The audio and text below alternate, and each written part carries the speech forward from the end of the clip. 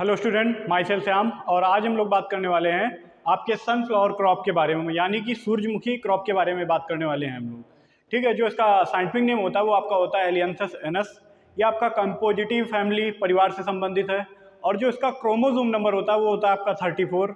और जो इसका ओरिजिन प्लेस या उत्पत्ति स्थान है वो आपका है साउथ वेस्ट अमेरिका। और दोस्तों इसमें जो एक एक्टिविटी पाई जाती है, हेलियोट्रोपिज्म एक्टिविटी पाई जाती है। हेलियोट्रोपिज्म का मतलब आपका होता है कि जिस तरफ आपका सूर्य मतलब मूव करेगा तो आपका ये फूल जो होता है, इसका फ्लावर जो होता है ये आपका सूर्य की डायरेक्शन में घूम जाता है। मतलब सूर्य की जिधर आपकी सूर्य की किरणें होंगी उधर ही आपका घूमता जाता है। सूर्य की अगर आपका सूर्य इधर ईस्ट साइड है तो आपका जो इसका फूल का फेस होगा वो आपका ईस्ट साइड होगा। अगर वेस्ट पहुंच गया तो वेस्ट। ओके, जैसा कि बोटेनिकल नेम आपका है हेलियंथस एनस। और आपका जो फैमिलीज की कंपोजिटी और आपका जो क्रोमोसोम नंबर इसका होता है वो दोस्तों होता है 34। ओके, और जो इसका ओरिजिन प्लेस या उत्पत्ति स्थान है आपका वो है साउथ वेस्ट अमेरिका। नेक्स्ट बात कर लेते हैं इंपॉर्टेंट फैक्ट्स अबाउट सनफ्लावर। मतलब सनफ्लावर के कुछ इंपॉर्टेंट फैक्ट्स हैं। इसमें एक आपकी एक्टिविटी पाई जाती है, वो auxin activity more is apical portion के लिए। जो आपका एपिकल पोर्शन होता है फ्लावर का, उसके मोर एक्टिविटी किसकी पाई जा रही है, इसमें आपकी पाई जा रही है ऑक्सिन की। नेक्स्ट है sunflower is the day natural plant. Sunflower आपका जो है डे नेचुरल प्लांट है। ना तो इसमें शॉर्ट डे मतलब लाइट की आवश्यकता होती है, ना तो लॉन्ग डे। अगर इसको लाइट मिल भी रही है तब भी ठीक है, नहीं मिल रही तब भी ठीक है। शॉर्ट डे आपका ये ऐसे प्लांट होते हैं जिनको 12 आवर से कम मतलब लाइट की आवश्यकता होती है। और लॉन्ग डे प्लांट जो होते हैं उसमें आपको 14 आवर से अधिक लाइट की आवश्यकता होती है। नेक्स्ट बात कर लेते हैं the head of the sunflower is the called capitulum. Next है आपका सनफ्लावर कंटेंट 40 से 45 से 50% ऑयल परसेंटेज होता है आपका इसमें। और आपका नेक्स्ट हो गया आपका हेलियोस मतलब होता है, मैंने आपको बताया हेलियोट्रोपिज्म के बारे में। हेलियोस होता है आपका सन और आपका एनस होता है फ्लावर। ओके, नेक्स्ट आपका आ जाएगा इसमें it has high seed multiplication ratio. जो कि आपका इसमें सबसे ज्यादा आपका हाई मल्टीप्लिकेशन रेशियो है। एक से आपका एक ratio 18। High seed multiplication ratio का है, कहने का मतलब ये होता है कि एक पौधे में आपको कितना सीड मिल रहा है। जैसे कि आपने ग्राउंड नट किया तो ग्राउंड नट शो किया, एक दाने से आपको कितना सीड मिल रहा है। समझ में आ गया ना। जैसे कि ये आपका फ्लावर हुआ, आपने एक पौधे से एक फूल से आपको seed something more than 80। Okay, more than 80 बोल रहा है। तो ये जो आपका एक सीड से आप कितने अधिक मतलब आपको कितना ग्रेन मिल रहा है उसके बारे में बात कर रहा है। ये आपका सीड मल्टीप्लिकेशन जो रेशियो होता है।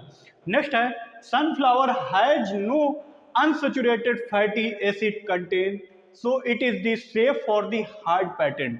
जो आपका सनफ्लावर होता है उसमें आपका अनसैचुरेटेड फैटी एसिड नहीं होता है, क्योंकि और किसके लिए फायदेमंद होगा, जो आपका हार्ड पेटेंस होगा उसके लिए आपका सेफ भी रहेगा आपका सनफ्लावर का ऑयल। नेक्स्ट बात कर लेते हैं सनफ्लावर हैज अ रे and disc floret in ray of the floret is the beautiful फंगलेस। ये अट्रैक्शन ऑफ द पॉलिनेशन। ये अट्रैक्ट किससे कर रहे हैं, मतलब अट्रैक्ट कर रहे हैं जो आपका पॉलिनेशन, जैसे कि पॉलिनेशन जो आपके एजेंट होते हैं जैसे कि इंसेक्ट वगैरह, कुछ पॉलिनेटर वगैरह होते हैं, जैसे कि आपका हनी बी वगैरह हो गया, ये क्या बटरफ्लाई, ये आपका एक पॉलिनेशन एजेंट हो गए। ओके, नेक्स्ट है and disc form seed have male and female flower. जो आपका डिस्क फ्लोरेट होते हैं, डिस्क फ्लोरेट टाइप के जो बने होते हैं, उसी आपकी जो सीड होते हैं उसी में आपका क्या होगा, मेल एंड फीमेल फ्लावर होते हैं। ओके, बात कर लेते हैं क्लाइमेट एंड रिक्वायरमेंट की। The crop require a cool climate during a germination and seedling growth। इसका कहने का मतलब यह है कि जो आपका सनफ्लावर है उसके लिए कूल मतलब ठंडी जलवायु, और किस टाइम पे चाहिए उसे, तो जर्मिनेशन के टाइम पे उसे ठंडी जलवायु, जर्मिनेशन और सीडलिंग ग्रोथ के टाइम पे उसे ठंडी जलवायु की आवश्यकता पड़ेगी।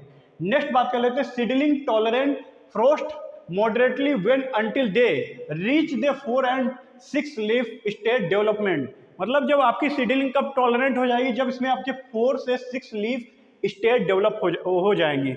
नेक्स्ट है इट रिक्वायर वार्म वेदर। इसके लिए जब आपका सीडलिंग के टाइम पे तो आपको कूल क्लाइमेट चाहिए, but it require warm weather from the seedling stage up to flowering stage and warm and sunny days during the flowering and maturity. इसका कहने का मतलब है इसको जो वार्म वेदर की आवश्यकता है वो सीडलिंग स्टेज से जो आपका सीडलिंग तक तो उसको कूल चाहिए, बट सीडलिंग के बाद से फ्लावरिंग तक उसको कैसा चाहिए वेदर, वार्म वेदर चाहिए। But warm weather and sunny days, मतलब धूप खिली हुई धूप डेज चाहिए उसको। कब से कब तक, फ्लावरिंग से मैच्योरिटी तक, मतलब मैच्योरिटी का मतलब परिपक्व होने तक, मतलब जब तक आपका फूल जो है आपका परिपक्व ना हो जाए। ठीक है, नेक्स्ट टेम्परेचर देखे ले रहे हैं। टेम्परेचर जो उसको जरूरत होगा उसका रेंज होता है आपका 8 से 34 डिग्री सेंटीग्रेड। ऑप्टिमम टेम्परेचर जो उसका है 20 से 25 डिग्री सेंटीग्रेड और रिक्वायर कूलर 15 से 20 डिग्री सेंटीग्रेड। नेक्स्ट है growing period for the warm maturity period जो आपका रहेगा नेक्स्ट 20 से 25 डिग्री सेंटीग्रेड। और बेस जो मिनिमम रहेगा आपका, मिनिमम इसका जो बेस टेम्परेचर है वो आपका है 10 डिग्री सेंटीग्रेड। ओके, नेक्स्ट देख ले रहे सॉइल। सनफ्लावर के लिए sunflower can be grown on the wide range of the soil and tolerant and moderate pH range and some salinity. इसको सैलिनिटी में भी आपका ये टॉलरेंट है, मतलब सैलिनिटी सॉइल में भी इसको हम लोग ग्रो कर सकते हैं। नेक्स्ट है the thrives based on deep loamy soil with good drainage and irrigation facilities. इसका कहने का मतलब है कि आप इसको किसमें, loamy soil, good loamy soil जिसमें आपका अच्छा ड्रेनेज का मतलब होता है जल निकास सिस्टम आपका अच्छा और इरिगेशन फैसिलिटीज भी उसमें अच्छी हो। ओके, नेक्स्ट है इसके लिए पीएच, सॉइल का जो पीएच रहना चाहिए सनफ्लावर क्रॉप के लिए 6.5 से लेकर के 8.5। नेक्स्ट है आपका complete failure in Sandy soil with in A pH. ये आपका कब, इसके लिए आपका सैंडी सॉइल, अगर आपका सैंडी सॉइल का पीएच 4.6 से कम रहेगा तो आपका क्या है, ये पूरा आपका क्रॉप खराब हो जाएगी, मतलब अच्छे से आपका पौधा नहीं चलेगा। नेक्स्ट बात कर लेते हैं seed rate, spacing and sowing and irrigation. Sowing time जो खरीफ की है, खरीफ का तो दोस्तों टाइम है जुलाई से फर्स्ट वीक ऑफ दी अगस्त तक हमें इसकी खरीफ में सोइंग कर देनी चाहिए। नेक्स्ट है रबी में, रबी में हम लोग इसे ग्रो करते हैं नवंबर से फर्स्ट एंड सेकेंड वीक तक।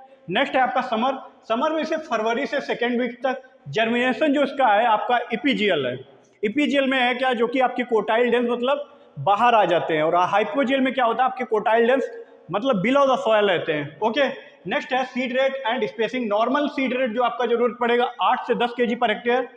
This seed should be per hectare, मतलब जो आप सीड को ग्रो करेंगे वो आपका कितना सेंटीमीटर अंदर रहना चाहिए, 4 सेंटीमीटर की गहराई पे हम लोग सीड को ग्रो करेंगे। डेप्थ फॉर बेटर स्टैंड, जो आपका खरीफ का स्पेसिंग रहेगा दोस्तों, खरीफ का जो आपका स्पेसिंग है 60x20, मतलब कि प्लांट टू प्लांट और रो टू जो आपकी रो रहेगी। नेक्स्ट है आपका, नेक्स्ट है रबी, रबी का जो रहेगा 45x20 centimetre. Critical stage of irrigation, critical stage जो आपकी इरिगेशन की है, पहला तो आपका है बड इनिशिएशन। जब आपकी बड बनती है कितने दिन बाद बन रही, 35 से 40 डेज के बाद आपको देना पड़ेगा। नेक्स्ट है आपका फ्लावर ओपनिंग, जब आपका फूल खुलता है।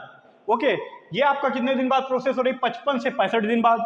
नेक्स्ट है आपका सीड फिलिंग, जब उसमें सीड बनते हैं कितने दिन बाद बन रहे हैं, 65 से 90 दिन बाद। इस टाइम पे आपको सिंचाई करने की बहुत ही आवश्यकता होती है। नेक्स्ट हो गया आपका इरिगेशन, इसमें खरीफ में तो कोई भी इरिगेशन की आवश्यकता नहीं है, रबी में आपको 3 से 4 इरिगेशन देनी पड़ेगी। नेक्स्ट है समर में 5 से 6 इरिगेशन आपको जरूरत पड़ेगी सनफ्लावर की क्रॉप में। नेक्स्ट है क्रिटिकल स्टेज, मैंने आपको पहले बता दिया है सीडलिंग स्टेज, बटन नी जो आपकी हाई स्टेज 35 से 40 डेज। नेक्स्ट आपका हो गया flowering and seed development stage. Fertiliser जो इसके लिए जरूरत पड़ेगा, एनपीके का जो रेशियो है वो आपका रहेगा 18, 80, 50 एंड 16। ओके, नेक्स्ट है जो इसकी वैरायटी है modern MSFH 870, Jwalamukhi and KBSH first, JS1, sunrise selection. जो आपका सनफ्लावर का मतलब इंटरक्रॉपिंग किसके साथ कर सकते हैं, मतलब कि जो आपकी सनफ्लावर की फसल है उसकी हम लोग इंटरक्रॉपिंग कर रहे हैं विद द ग्राउंडनट, यानी कि मूंगफली, अरहर एंड उर्द के साथ हम लोग इसकी क्या कर सकते हैं, इंटरक्रॉपिंग कर सकते हैं। नेक्स्ट बात कर लेते हैं इसमें जो इंसेक्ट हैं आपके, कौन कौन से इंसेक्ट आपकी क्रॉप को नुकसान पहुंचा रहे हैं। आपका एक कैप्टिकुलम बोरर, हेड बोरर भी कहते हैं, उसका नाम क्या है आपका Helicoverpa armigera. Bihar hairy caterpillar, उसको क्या कहते हैं सिप्लोसोमा ऑब्लिक्वा। सीड बग गैलेक्टस स्क्रोफिलकस। ग्रीन जैसिड वो आपका है अमरस्का बिक्टुल्ला। नेक्स्ट जो इसकी डिजीज है वो आपकी है डिजीज अल्टरनेरिया ब्लाइट, जिसका आपका क्या पैथोजन का नाम है Alternaria carthami. Leaf spot Cercospora carthami. और नेक्स्ट है आपका powdery mildew, Erysiphe cichoracearum. Okay, next हम लोग बात कर लेते हैं इसकी ईल्ड की, मतलब कि कितनी आपकी उपज हो रही है। जो आपका सनफ्लावर की क्रॉप है रेडी आपकी कितने दिन में हो रही है। जब आपकी रेडी हो, जो आप उस फसल को कट कर रहे हो, हार्वेस्ट कर रहे हो, तो सीड में जो आपका मॉइस्चर रहना चाहिए वो आपका मॉइस्चर रहना चाहिए 20%। और जो आपका एवरेज ईल्ड हो रहा है, मतलब कितना आपका एवरेज उत्पादन है, वो आपका है 18 से 20 कुंटल। ओके, मिलते हैं नेक्स्ट वीडियो में। जय हिंद, जय भारत।